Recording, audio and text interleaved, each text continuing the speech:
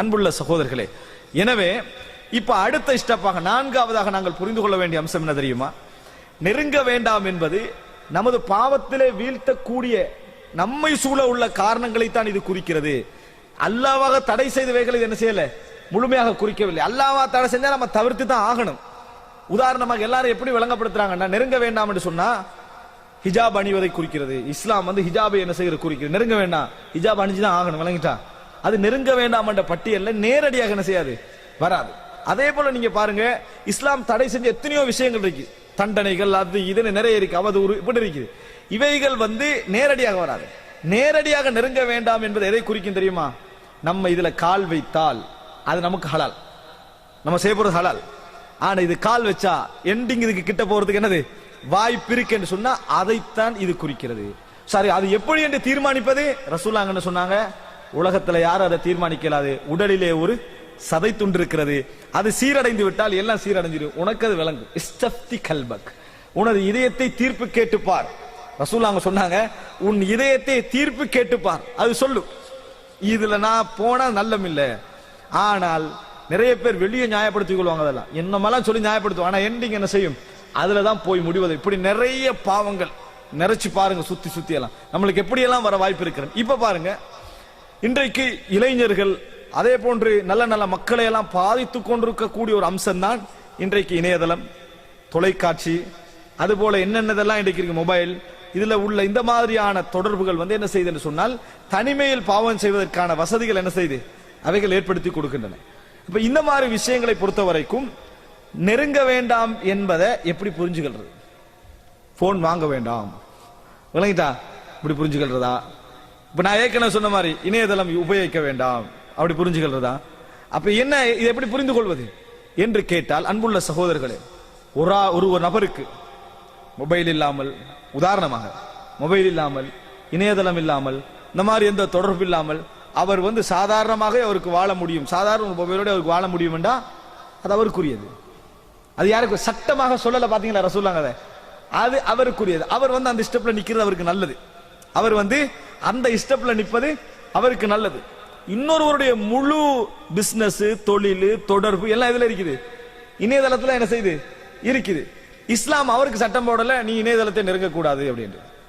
அப்ப எப்படி புரிஞ்சு கொள்வது எதை? அன்புள்ள சகோதரர்களே, ஒன்றை புரிந்து கொள்ளுங்கள். நாங்கள் பாவங்களை தவிர்த்து விட வேண்டும் என்று நினைக்கிற எல்லா கட்டங்களையும் எதை நினைக்கிறோம் தெரியுமா? அந்த பாவத்தை இப்படி தவிர்க்கலாம் இருக்குது, இது மட்டும் தான் நினைச்சுக்கிட்டு இருக்கோம். அந்த பாவத்தை தவிர்த்து கொள்ளலாம் இருக்குது. இன்றைக்கு இங்க சவுதி அரேபியால நீங்க பார்க்கலாம், அதே போல வெளிநாட்டில் வந்து தங்கக்கூடியவர்களை பார்க்கலாம், ஃபேமிலி இல்லாம, குடும்பம் இல்லாம, இந்த மாதிரி அதாவது முகையம்கள், அதாவது இந்த இதுல அதாவது கேம்புகள் இருக்கிறாங்களா தங்கி, அவங்கள தனிமையான வாழ்க்கை, தனிமையான வாழ்க்கை. இந்த மாதிரி கட்டங்கள்ல என்ன செய்யும் சொன்னால், சைத்தான் வந்து மிக தூண்டுதலாக என்ன செய்வான், இருப்பான். சிலரை நியாயப்படுத்துவான், நம்ம சினிமா பார்க்கட்டி என்ன செய்யறது, இந்த டைம்ல நம்மளுக்கு எப்படி டைம் ஓடும், இல்லைன்னா இந்த மாதிரி மென்டல் என்ன செஞ்சிடும், நம்மளுக்கு பைத்தியம் முடிச்சு போயிடும் அப்படின்னு ஒரு காரணம் ஏற்படுத்துவான். இதை மற்றவங்களும் நம்மகிட்ட சொல்றாங்க, அப்படி அவன் பார்க்கத்தான் செய்யணும், அவனுடைய மனநிலை அப்படி அப்படி என்னது, இந்த மாதிரி மனநிலையால பைத்தியம் முடிச்சிருமோன்னே கேட்க போறோம்னு பயந்து ஓடி வந்துடுறான். நம்ம ஏதாவது சொல்லி பைத்தியமாய் கடைசியில் நம்ம பேர்ல வந்துடுறான். அப்படி இல்லை அன்புள்ள சகோதரர்களே. இந்த மாதிரி நபர்கள், இந்த மாதிரி சகோதரர்கள் எல்லாரையும் சொல்லலாம், அந்த மாதிரி நடக்கக்கூடிய சகோதரர்கள்லாம் என்ன எப்படி புரிந்து கொள்ள வேண்டும், எதை யோசிக்கிறாங்க தெரியுமா? இதை எப்படி தவிர்ப்பது, இதை பார்க்காமல் எப்படி இருப்பது. பார்க்காமல் எப்படி இருப்பது அவங்க வழங்கின என்ன தெரியுமா? இதை ஓ பண்ணிட்டு பார்க்காம வைக்கிறது, இதை மட்டும் தான் நினைச்சாங்க. நடக்காது. அன்புள்ள சகோதரர்களே, அஸ்பாபுகள், காரணங்கள் என்ன? நான் அங்கு யாரு காரணங்களை பற்றி யோசிக்காமல் வெறுமனே பாவத்தை விடுவதை பற்றி அதை மட்டும் யோசிக்கிறாங்களோ, ஒரு நாள் என்ன செய்ய முடியாது, அவரால் பாவத்தை விட முடியாது. எதை யோசிக்கணும்? என்ன காரணமாக நான் இதில் போய் விழுகிறேன், என்ன காரணமாக இந்த பாவத்தை, அந்த காரணங்களை யோசிக்காமல் ஒரு நாள் போக முடியாது. முதலாவது பாருங்க, கெட்ட நண்பன் காரணமாக இருக்கலாம்.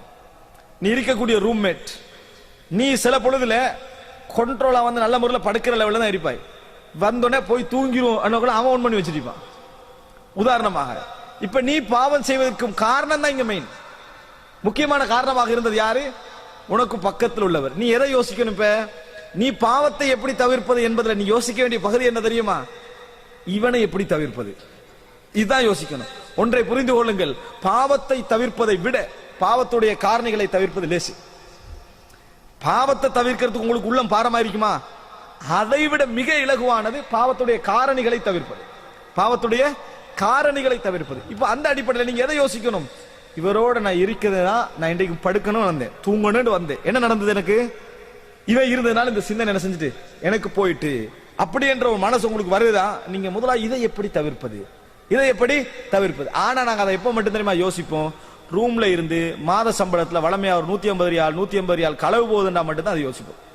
இவனோட இருக்கிறது தான் நம்மளுக்கு பிரச்சனை, 150 போகுதுன்னு மத்த நேரத்தில் அதை யோசிக்கவே மாட்டோம். விளங்கிட்டா? இது நம்மளோட சிந்தனை.